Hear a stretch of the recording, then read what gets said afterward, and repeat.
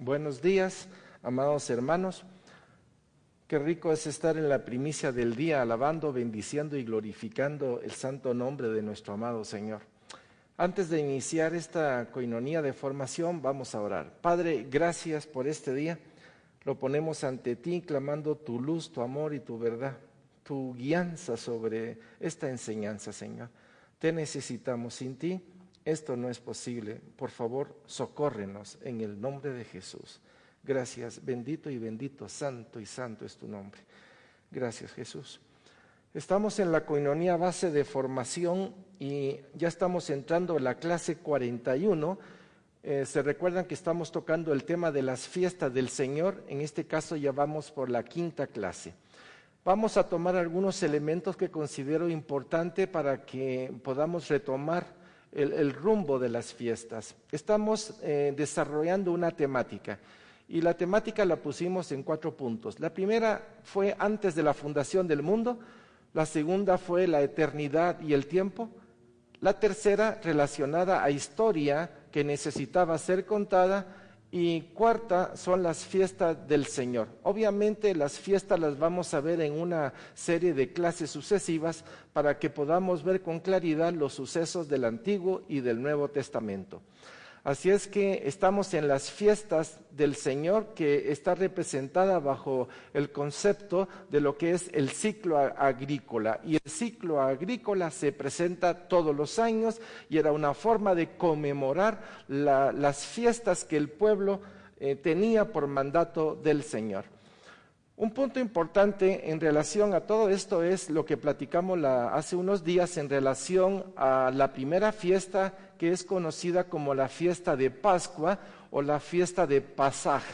Esta fiesta lo que quiere decir en pocas palabras, hay la inmolación de un cordero, se pone la sangre sobre el dintel de la puerta para que cuando venga el juicio de Dios o venga el ángel de la muerte, este no entra porque por medio de la fe y por medio de la obediencia, este pueblo que ha hecho esto, pues pasa de la muerte, pasa a la vida. O de otra manera, el primogénito no muere. Esto es visto bajo el punto de vista del Antiguo Testamento. Cuando lo vemos ya en una forma del Nuevo Testamento, me gustaría traerlo a colación, porque cada vez que nosotros en esta congregación tenemos lo que se llama la cena del pacto, estamos trayendo a colación, a memoria, los acontecimientos del Antiguo Testamento en relación a la Pascua. Vamos a leer 2 citas para que agarremos rumbo. Mateo 26, 17, y dice: el primer día de la fiesta de los panes sin levadura, aquí usted puede asociar, estamos en el Nuevo Testamento, y hay una referencia de Mateo y que dice que vinieron los discípulos a Jesús diciéndole. Entonces está Jesús, está con sus discípulos y van a celebrar el primer día de la fiesta de los panes sin levadura. Y le preguntan a Jesús dónde lo quieren celebrar. Entonces, si nos vamos a Mateo 26, 27 y 28, una de las partes esenciales de esa cena, que es cena del pacto, dice así: y tomando la copa, y habiendo dado gracias, les dio diciendo: bebed de ella todos, porque esto es mi sangre del nuevo pacto, que por muchos es derramada para remisión de los pecados.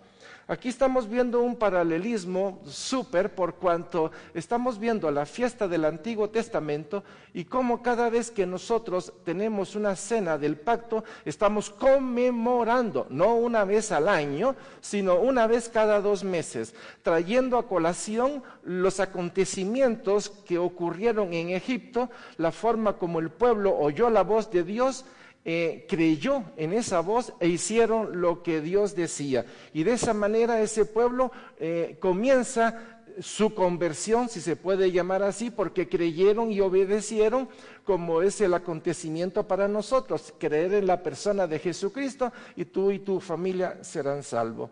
De alguna manera todo este paralelismo lo único que nos hace es abrir nuestra ventana no solo a nuestro presente, lo hace ver en relación al pasado y sobre todo nos mete en lo que es el tiempo o antes de la fundación del mundo, para que podamos tener esa concatenación de información y podamos ver con más claridad que esto no es asunto de un momento, sino que es parte de un plan precioso de Dios. Seguimos con la primera convocatoria entonces y vamos a entrar a la segunda fiesta del Señor. La segunda fiesta del Señor es conocida como panes sin levadura, Hag Masat. Y de esta manera pues vamos a ver cuáles son las instrucciones de Dios para esta fiesta, que también tiene un significado tremendo para el Antiguo Testamento y hoy para nosotros en una forma preciosa. Vamos a leer. Esta fiesta es parte del proceso de la Pascua. O sea, ustedes se recuerdan, el día 10 se escogió el Cordero, estuvo hasta el día 14, pero la indicación de Dios era que también ese día que se iba a inmolar este Cordero, ese día también tenía que comenzar a comer panes sin levadura. Leamos lo que la palabra de Dios dice. Éxodo 12:15.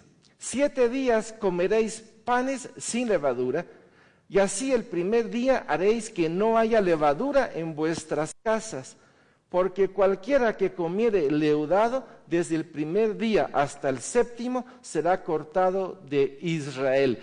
Esto trae mucha información para nuestras vidas. Una que puedo decir es: nadie va a entrar al reino de Dios en pecado. Nadie. Es una forma, es un mensaje directo para nosotros. El Señor está diciendo, en ese tiempo no puede haber levadura. En pocas palabras, no puede haber pecado. Y no va a haber pecado en el reino de Dios. Sigamos. Éxodo 12, 17, 18. Y guardaréis la fiesta de los panes sin levadura, porque en este mismo día saqué vuestras huestes de la tierra de Egipto. Por tanto, guardaréis este mandamiento en vuestras generaciones por costumbre perpetua. En el mes primero comeréis los panes sin levadura, desde el día 14 del mes por la tarde hasta el 21 del mes por la tarde.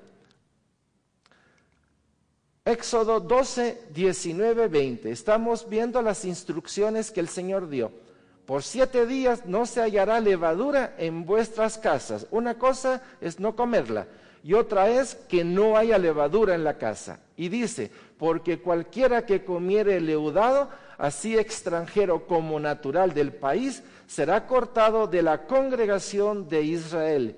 Ninguna cosa leudada comeréis, en todas vuestras habitaciones comeréis panes sin levadura. Ok. Una connotación sumamente importante y que tenemos que tener presente es que esta indicación tiene varios mensajes. Primero, en el momento en que el Señor dice que tienen que tomar el cordero, que lo tienen que cocer ese día y que lo tienen que comer, y si queda algo al día siguiente debe de ser quemado. También dice que todos tienen que estar con su ropa puesta, lista para salir de Egipto. Eso obviamente lo que hace es que la gente tiene que apresurarse para preparar todas las cosas. Y la fermentación de la masa tiene varias horas. Eso lo vamos a ver en un momentito. Otra cosa apremiante es que el pueblo de Egipto fue herido en lo más profundo de su ser, porque el primogénito de toda la familia de Egipto había muerto por cuanto no creyeron y obviamente no obedecieron a los mandatos de Dios para que dejaran salir al pueblo de Dios. Entonces el pueblo de Egipto está con un dolor en su corazón, con un enojo, con un fastidio, hasta con un deseo de venganza, pero al mismo tiempo con un temor reverencial a este Dios maravilloso que levantó su mano para liberar a su pueblo amado. Entonces ese pueblo de Egipto está bajo una situación de estrés, en un dolor, en una conmiseración, porque ellos mismos están viéndose a sí mismos el dolor y el sufrimiento que tiene. Entonces, por un lado vemos este pueblo en una tremenda aflicción, por el otro lado vemos al pueblo de Dios que tiene que comer al cordero esa noche, y si queda algo al día siguiente tiene que ser quemado. Y la indicación de Dios es que tomen pan y sin levadura, como quien dice, yo sé lo que va a acontecer este pueblo está con dolor, ustedes apúrense porque no quiero que por tener pan con levadura ustedes retengan el tiempo que necesitan para salir de Egipto. Este es un mensaje, pero hay otra serie de mensajes que tenemos que contemplar. Aquí estamos viendo la línea de arriba representa la eternidad y la línea de abajo en amarillo representa la mano de Dios. Con esto lo que quiero decir es nada escapa a Dios, Dios tiene control de todo. Y cuando pongo esa nube negra ahí con ese borde rojo es el poder de las tinieblas. Estamos en el mes de Nisan. Ya hemos hablado de la pre-Pascua, de la forma como Dios liberó a este pueblo con mano poderosa. Y las plagas, ahí tenemos 9 plagas y la última que fue la del primogénito. Eso fue pensando el día 10, hubo ese diálogo, ese mandato de Dios a Moisés y la forma como el pueblo tenía que hacerlo. Vemos el Cordero de Dios fue inmolado el día 14. El día 17 atravesaron el Mar Rojo y llegó hasta la fecha del día 22. Entonces puedo ver la Pascua. La Pascua es el día 14, el día que inmolaron al Cordero y pusieron la sangre sobre el dintel y las columnas de la puerta. Esa es la primera fiesta. La segunda fiesta es panes sin levadura y va del día 14 al día 21, dependiendo, porque hay algunos que lo ponen del día 15.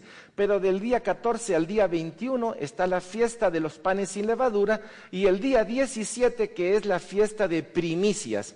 La fiesta de primicia es el pueblo ya está del otro lado del mar, ya está fuera del perímetro, la soberanía del faraón y es una forma de decir somos libres. Y al hablar de la primicia hemos hablado de que es el día de la resurrección de Jesucristo y todo aquel que cree en Jesucristo pasa de la muerte a la vida. Entonces esta fiesta del 14 al 22, panes sin levadura. Vamos a ver qué dice las Sagradas Escrituras en relación a las levaduras y a esta segunda fiesta. Platiquemos un poquito de la levadura para que podamos entender qué acontece en esta fiesta. La levadura en las fiestas judías representa la soberbia, el endiosamiento, la forma en la cual yo quiero pensar, actuar, en la forma que yo quiero operar, en la forma que quiero que los demás hagan lo que yo digo. En el fondo lo que hay es una jactancia, arrogancia, una altivez de corazón, un tipo de soberanía, de mandato sobre los demás. Yo a esto le he llamado el alcacenser. Cuando se echa la pastillita en el agua hay una efervescencia increíble y uno se da cuenta de esos gases y de la forma como se inflama todo. La levadura infla, esa es la palabra, infla, con rapidez todas las obras de justificación, engaño, manipulación, sentimiento de rebelión, hipocresía. Es como un fuego que ha sido avivado por fuerzas extrañas en lo más profundo de nuestro corazón, contaminando todo lo que toca. Algunos me dirán, ¿y eso cómo que es?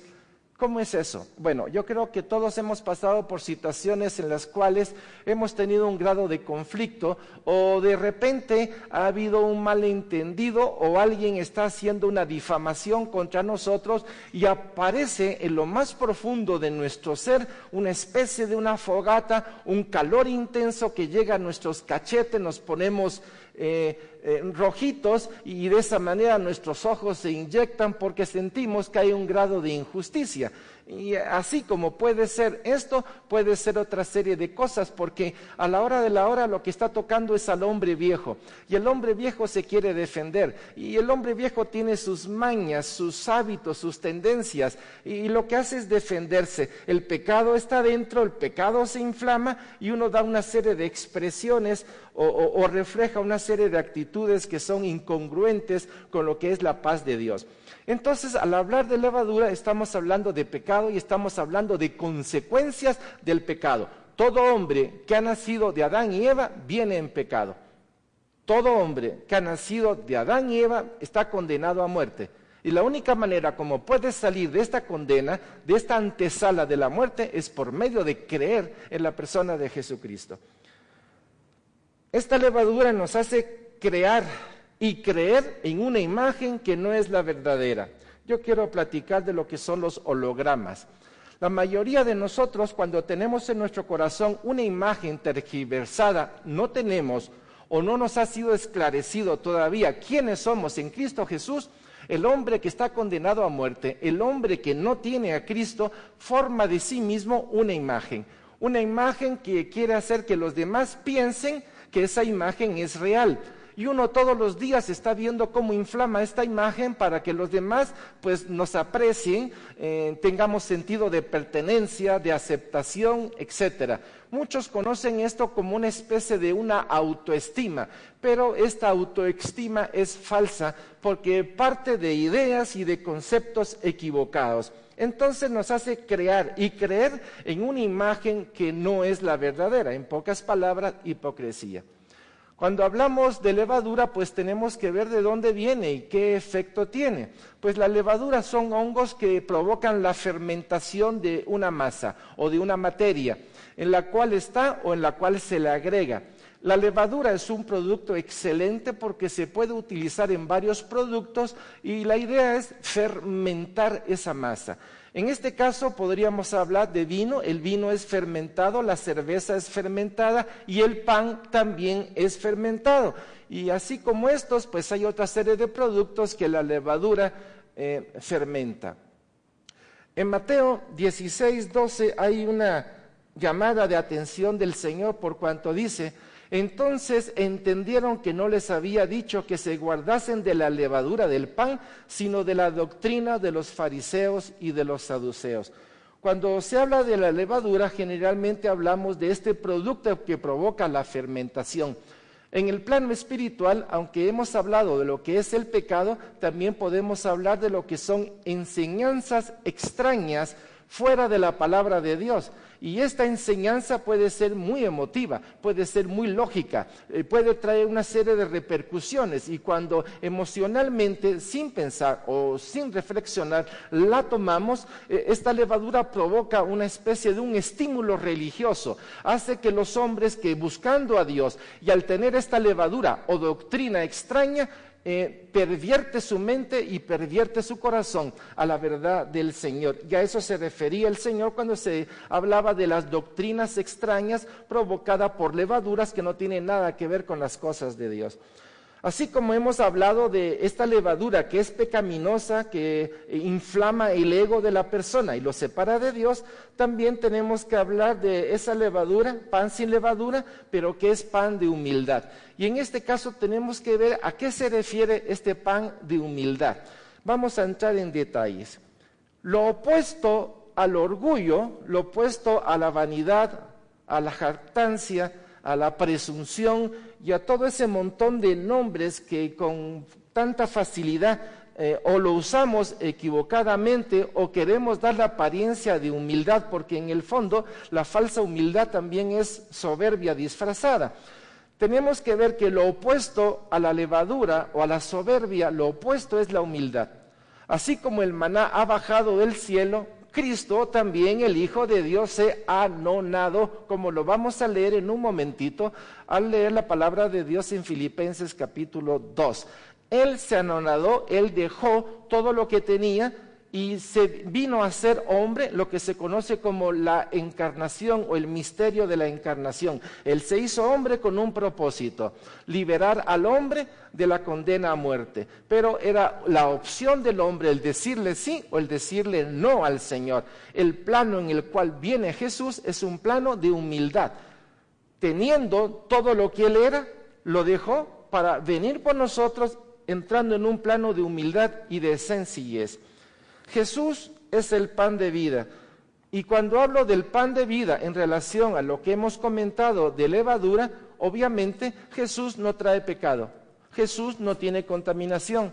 En Jesús no hay un predominio de querer ser conocido o reconocido o que sea visto en lugares especiales en donde le den honores o le den flores, etcétera, etcétera. Su vida pública la podemos ver en un equilibrio perfecto, atendiendo a la oveja de Israel, a la oveja que ha sido descarriada.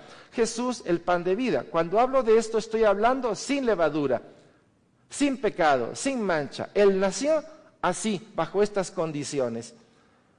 La levadura representa mentira, odio y muerte. Así como hablé antes, también tiene el significado de soberbia, de vanidad, de orgullo, de presunción. Todo lo que es inflamar o sacar al hombre de la vía correcta del conocimiento de la verdad de Cristo.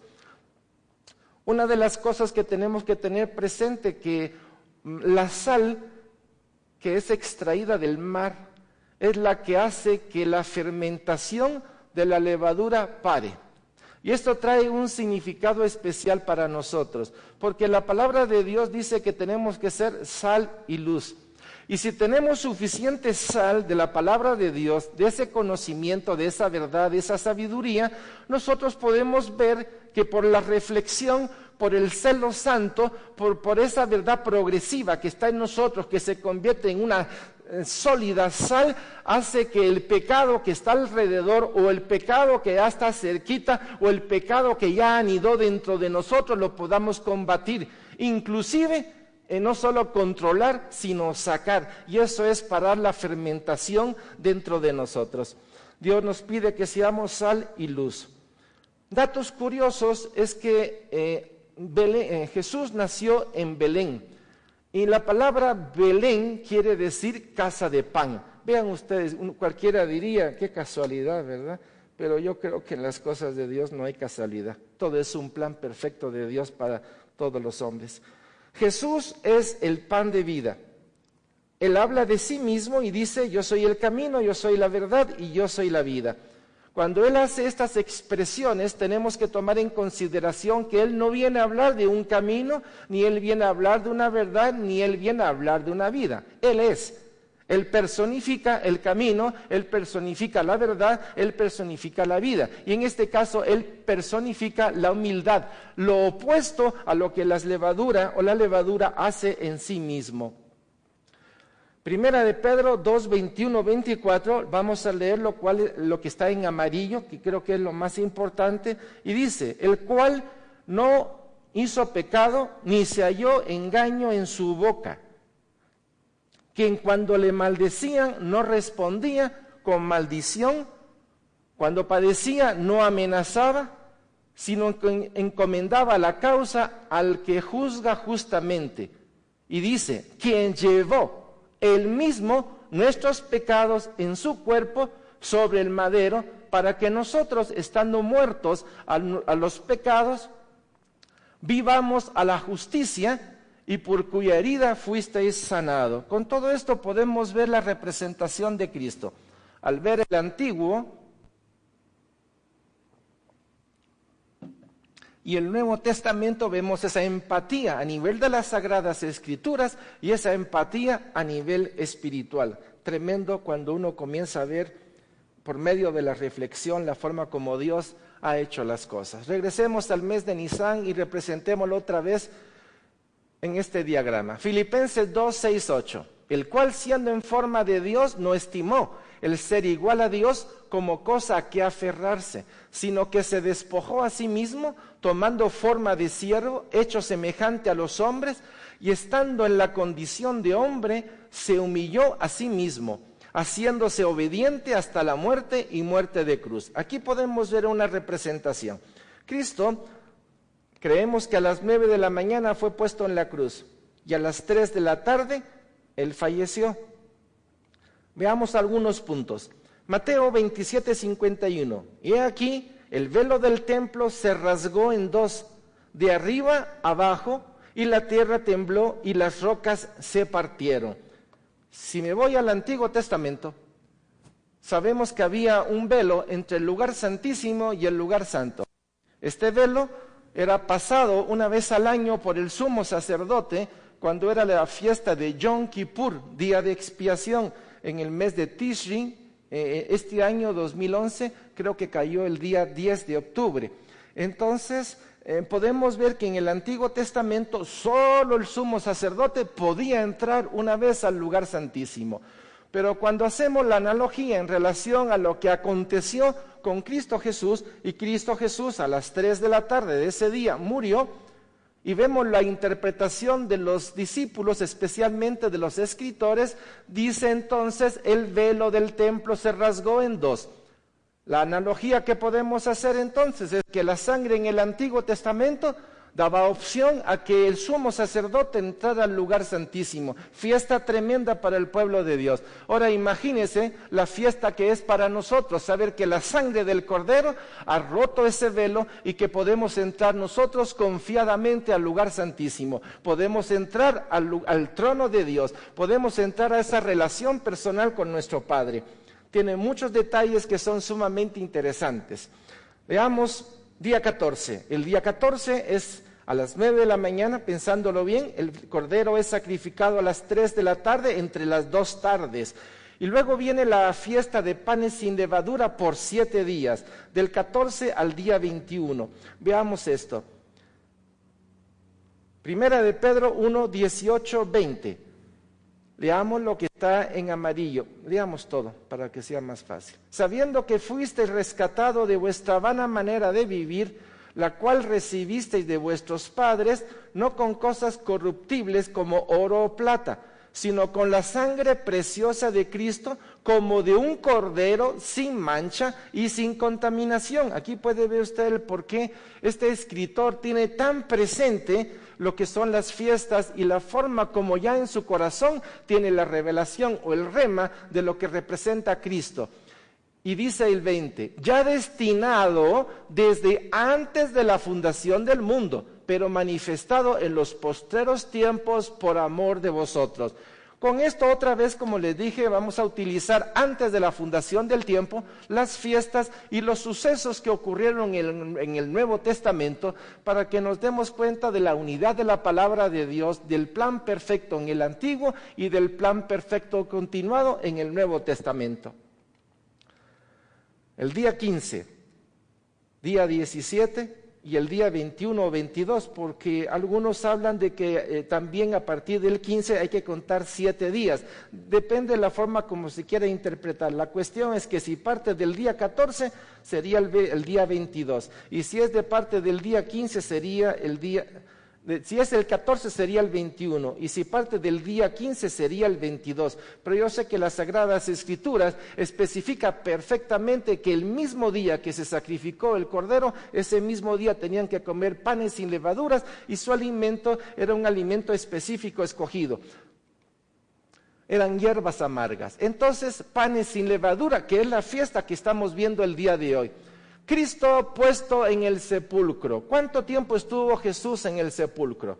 Bueno, cuando se habla de panes sin levadura, aunque se habla de 7 días, hay que tomar el 7 como el símbolo de que es la perfección. Cristo es el Cordero, es la perfección. En Cristo se consuma el Cordero sin contaminación, sin mancha, sin nada que le pudiéramos decir o poner en su rostro o en su ropa, en ninguna parte de Él, por cuanto Él desde que Él vino y antes de la fundación, Él venía bajo esa condición, sin pecado, porque era sin pecado la forma como podía rescatar al hombre. Cristo puesto en el sepulcro. Veamos un poquito más esto. Babilonia y Egipto espiritualmente son considerados como el lugar de esclavitud y de muerte. ¿Se recuerdan ustedes en los diagramas anteriores que puse que de Babilonia pues salió, ¿quién? Abraham. E hicimos el recorrido de Abraham, Ur, Harán, Canaán. Yo sé que bajó a Egipto y después regresó otra vez a Canaán. Pero si me voy también a Egipto, puedo ver el pueblo de Dios que allá estuvo durante 430 años, hubo dolor y sufrimiento, esclavitud. Dios escuchó su dolor, trajo a Moisés y la forma como fue el recorrido de Egipto hacia Babilonia. Posteriormente hice otro diagrama y el otro diagrama explicaba que Dios me saca de mí mismo para ir a la tierra de la Nueva Jerusalén. Dios quiere sacarme de mí mismo, quiere sacarme del poder de las tinieblas. Y cuando hablamos de poder de las tinieblas, a nivel del Antiguo Testamento, está asociado a Babilonia y Egipto. Pero la realidad no importa dónde estés, porque los mismos judíos vivían en Jerusalén, pero tenían dentro de su corazón una Babilonia o un Egipto. Así es como estamos todos, y es desde allí donde el Señor nos saca a nosotros.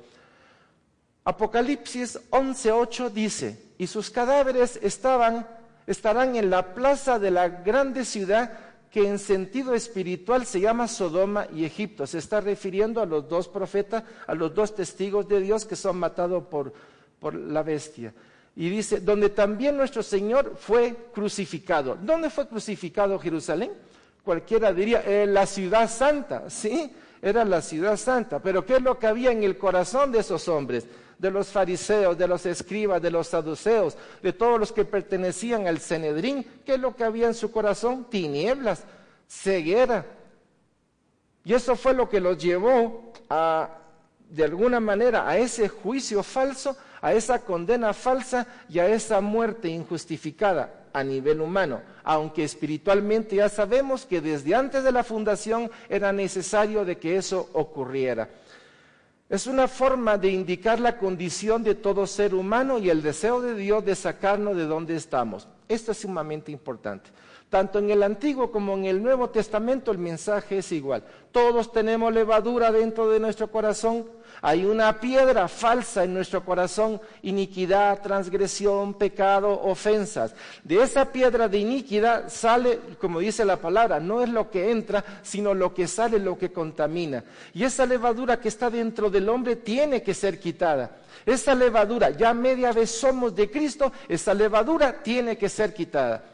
Porque es la única manera en la cual Cristo puede nacer y puede hacer de nuestra vida una vida de discipulado para Él. Entonces es una forma de indicar la condición de todo ser humano, no importa dónde esté, ya sea judío o no sea judío, sea español, sea francés, sea inglés, no importa en qué parte del continente esté. La palabra en Ezequiel 33:11 es bien clara y dice, diles, vivo yo, dice el Señor, que no quiero la muerte del impío, sino que se vuelva el impío de su camino y que viva. Esta palabra de impío, ¿a quién se refiere? Yo sé que todos ahorita gritaría a mí, pues sí, es la verdad. Antes de conocer a Cristo, difícilmente nosotros hubiéramos reconocido que éramos impíos, porque nuestra soberbia, esa levadura, ese pan fermentado hace que nuestros ojos sean ciegos, nuestros oídos sordos, nuestro entendimiento topado. De alguna manera estamos bloqueados por esa grasa de orgullo, de vanidad y de soberbia. Pero media vez hemos conocido a Cristo y Cristo pone un espejo delante de nosotros, comenzamos a ver esa levadura falsa, esa levadura hipócrita que Dios quiere quitar de nosotros. Por eso la palabra en Ezequiel 33:11 es bien clara. Y dice, volveos de vuestros malos caminos, dejad esa levadura, ya no estéis en el mundo, separaos del mundo. Y él dice, ¿por qué moriréis? Él ya sabe que llevamos ese sobre de condena a muerte. Y él dice, ¿por qué vas a morir? ¿Por qué vas a morir, oh casa de Israel? Este es un buen mensaje para el pueblo de Israel. Ahora, ese mensaje también es para nosotros, para los que no conocemos a Cristo o para los que en algún momento no lo conocieron. La pregunta es, ¿por qué quieres seguir camino de muerte cuando ya vino el Santo de Israel? Ya vino Jesús sin pecado, sin mancha. Él es el Cordero de Dios que quita el pecado del mundo. Él llevó tus pecados, llevó tus dolencias, tus sufrimientos a la cruz. Todo está clavado en la cruz. ¿Qué te cuesta poder ver esta gran verdad en tu vida? Porque lo único que nos puede hacer libre es la verdad. La verdad te va a hacer libre y la verdad es progresiva. La levadura es otra forma de hacer ver el pecado. Ya lo hemos platicado. Es fácil fermentar la masa y esto lo puedo ver con facilidad, como cuando de repente podemos decir una mentira y tal vez la mentira no es muy evidente y tal vez voy a necesitar otra mentira para reforzar la anterior y como tal vez tampoco es muy evidente, otra mentira más y con una mentira y otra mentira voy creando dentro de mí un tipo de fortaleza, un tipo de resistencia, porque qué vergüenza después confesar que mentí o que robé o que yo que sé cuántas cosas pudimos haber hecho. Veamos qué dice la palabra de Dios en 1 Corintios 5:8. Y dice, así que celebremos la fiesta. ¿A qué fiesta se estará acordando Pablo? no con vieja levadura. O sea, tú no necesitas ese tipo de levadura de pecado. Por supuesto, hay levadura buena, levadura que es buena para nosotros, porque si sabemos lo que es bueno, agradable y perfecto, ¿por qué no tener ese entusiasmo y esa gracia para hacer lo que Dios dice? Así como hay levadura de pecado, también está la levadura que honra, alaba, bendice y glorifica a Dios. Esto es producto del Espíritu Santo en nosotros. Pero sigamos leyendo Primera de Corintios y dice, así que celebremos la fiesta no con la vieja levadura, ni con la levadura de malicia y de maldad, sino con panes sin levadura, de sinceridad y de verdad. ¿Existe este pan? Sí. Pero también tenemos que traer a colación que así como está lo malo, también está lo bueno. Así como está lo negativo, está lo positivo. Recuérdate que el Señor trabaja de ambos lados. Cuando se habla de fortaleza, algunos dicen, es que la fortaleza quiere decir una cosa positiva. Tiene razón. Pero también en 2 de Corintios habla de fortalezas malignas. Quiere decir que aunque la palabra fortaleza pueda indicar un bien, también la palabra fortaleza puede indicar el principio de un mal, como está descrito en 2 de Corintios capítulo 10, versículo 4. Vemos entonces la importancia de entender esa levadura falsa de hipocresía y ese pan sin levadura. Cristo es mi levadura, en el fondo es Él. Él es el que fermenta toda la masa de mi ser para que haga lo bueno, lo agradable y lo perfecto. De alguna manera puedo decir, Cristo es mi levadura, aunque yo entiendo que en este caso la levadura se refiere a no pecado y a no contaminación, como Jesús vino a morir por nosotros. Cristo sin pecado, sin mancha, sin levadura. Primera de Pedro, ya lo vimos, como de un cordero, sin mancha y sin contaminación. Hay varias citas, un montón de citas que hablan de esta realidad importantísima para nosotros. Y cuando se habla de santidad, también tenemos que traer a colación el versículo de Hebreos 12:14.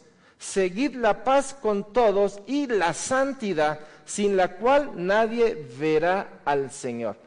Otra vez está hablando de esa levadura que está en nosotros, esa levadura que no es la de la pureza y santidad de Dios, sino esa levadura de la cual ya la hemos descrito el día de hoy como rebelión, orgullo, soberbia, vanidad, presunción, jactancia, etc. Filipenses, otra vez 2:5-8, importantísima esta cita. Haya pues en vosotros ese sentir que hubo también en Cristo Jesús, el cual siendo en forma de Dios, no estimó el ser igual a Dios como cosa a que aferrarse, sino que se despojó a sí mismo, tomando forma de siervo, hecho semejante a los hombres, y estando en condición de hombre, se humilló a sí mismo, haciéndose obediente hasta la muerte y muerte de cruz. Tan importante leer esta cita para que nos haga comprender que no se trata de yo nací en la familia tal, soy graduado de tal, me dejaron herencia tal, mi sangre es sangre de alemana o sangre inglesa, y en fin, puedo traer un montón de acopio de datos y quererlo poner como punto de referencia, como para decir yo merezco estar ahí. Pablo lo definió muy bien. Él dijo, yo soy judío de judío, pertenezco a la tribu de Benjamín, mi maestro es Gamaliel. Pablo tenía de qué ufanarse, pero Pablo entendió que todo esto era orgullo, vanidad, soberbia, y él lo dice, todo eso lo doy por perdido por el conocimiento de la persona de Jesucristo.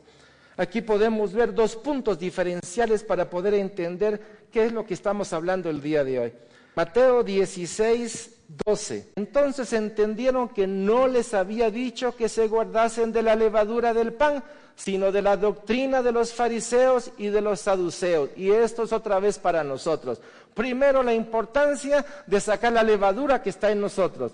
Segundo, el comer la palabra de Dios para que tengamos buenos puntos de referencia, estemos bien documentados con la verdad, para que cuando venga esa doctrina extraña, que de hecho está entrando desde hace mucho tiempo, estemos preparados para decir no a esa doctrina de los fariseos y de los saduceos. También se conoce como esa levadura pecaminosa, terrible, contaminante, que nos separa de las cosas de Dios.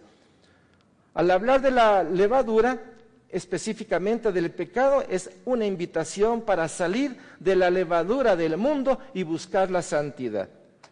Cuando ya tenemos una perspectiva de esto, no se trata de decir, ¡ay, comamos pan sin levadura! No, aunque se puede hacer, pero creo que la reflexión profunda de este tema se refiere a este tiempo que por gracia estamos viviendo, a este tiempo en el cual esta fiesta, que es panes sin levadura, es una fiesta de día a día, de momento a momento.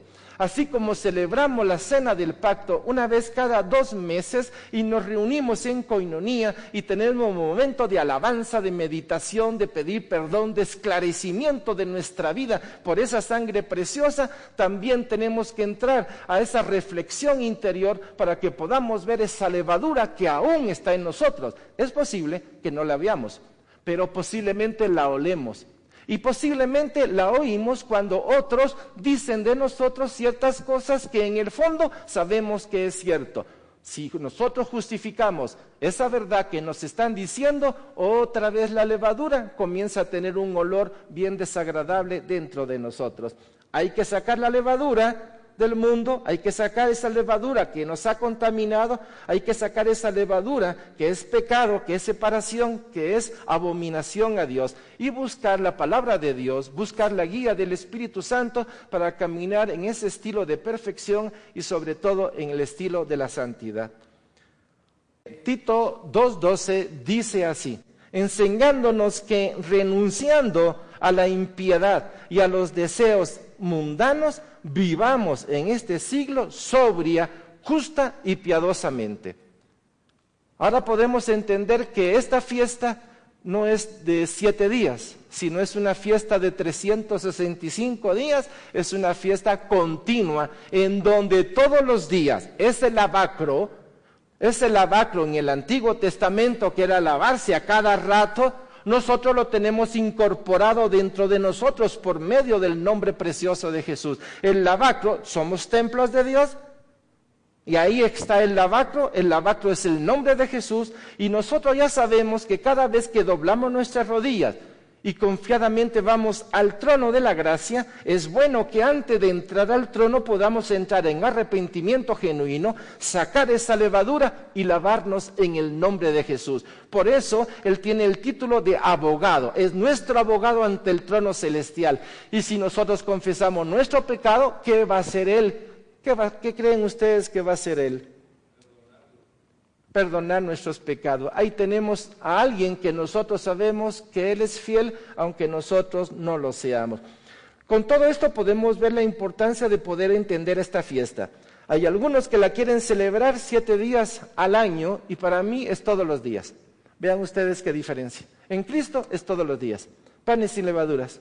Sacar la levadura, sacar el pecado, sacar todas las cosas que nos contaminan. ¡Qué enfoque tan diferente! Prefiero separarme de los elementos religiosos para entrar en una relación y sabiendo que en el temor santo encuentro la respuesta de quién es Él y no quiero ofender a quien más me ama.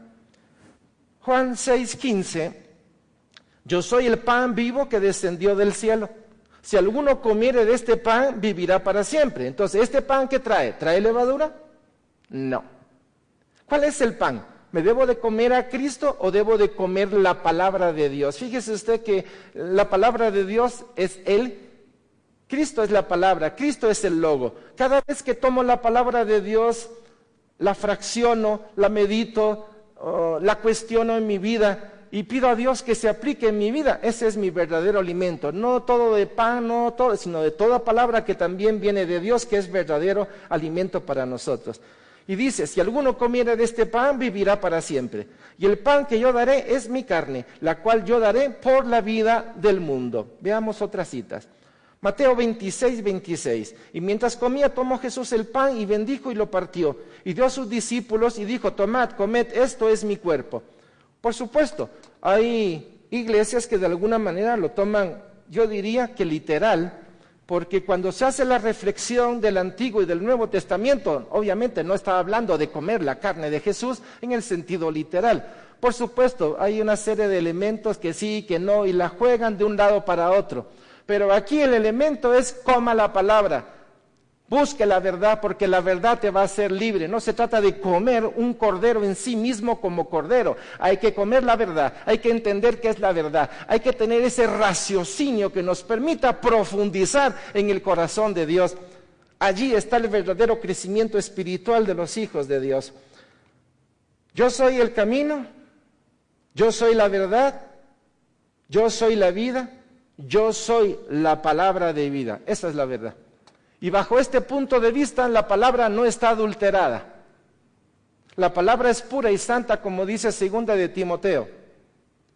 Estamos viendo la importancia entonces de entender que todo lo que está en el Antiguo Testamento, en el Nuevo Testamento se hace florido, se hace perfecto en la persona de Cristo. Cristo, el Cordero inmolado a favor de nosotros. A costa de su sangre, todos hemos sido comprados.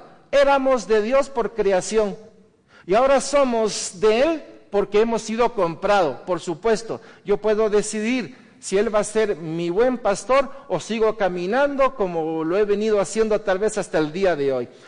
Y aparte de eso, entender que Él es la palabra, comer la palabra de Dios, leer la palabra de Dios, como dice el Salmo 1, bienaventurado aquel que pone su corazón en la palabra de Dios y en ella medita día y noche. Miren lo que dice. Porque ese es como un árbol plantado a la orilla de un río. Se está refiriendo a la palabra. Y obviamente la palabra es un pan especial, es un pan del cielo que alimenta nuestra vida, nos fortifica en todo el sentido de la palabra y es pan sin levadura en el sentido de sin pecado, sin mancha, como está descrito en la palabra de Dios. Con esto, mis hermanos, ya tenemos una idea un poquito más clara de lo que es la segunda fiesta. Solo hay diferencia del día 14 para 7 días más, porque es una continuidad. La muerte del Cordero, el entierro del Cordero y posteriormente 7 días, panes sin levadura.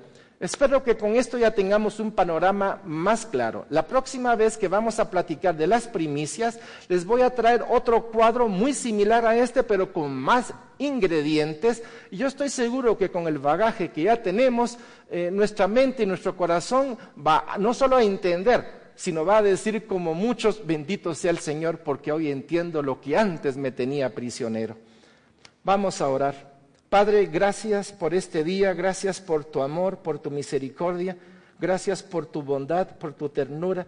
Gracias, Señor, porque puedo ver en la persona de Jesucristo todas las fiestas. Y sobre todo para mí, todos los días viene a ser tu fiesta. Todos los días es entender que mi mente debe ser renovada, que debo de sacar de mí ese pan con levadura de pecado, de ignominia, y que esa primicia de resurrección es para mí, es un renuevo día a día, es un entender más tu palabra, es un dejarme guiar más por tu palabra y por tu Santo Espíritu, es una constante fiesta en mi vida. Así es que, Padre, gracias por este día y gracias por lo que nos has dado, gracias por este privilegio. Bendigo sus vidas, bendigo sus matrimonios, bendigo a sus hijos, bendigo a sus familias. Bendecimos el negocio que Dios amorosamente les ha puesto a ustedes y bendigo esos momentos que ustedes van a tener de encuentro con otros que no tienen ese pan de vida, para que ustedes les hablen y con el poder del Espíritu Santo esas personas sean bendecidas y reciban el don precioso del amor ágape de Dios. Que el Señor les bendiga y nos vemos el próximo lunes.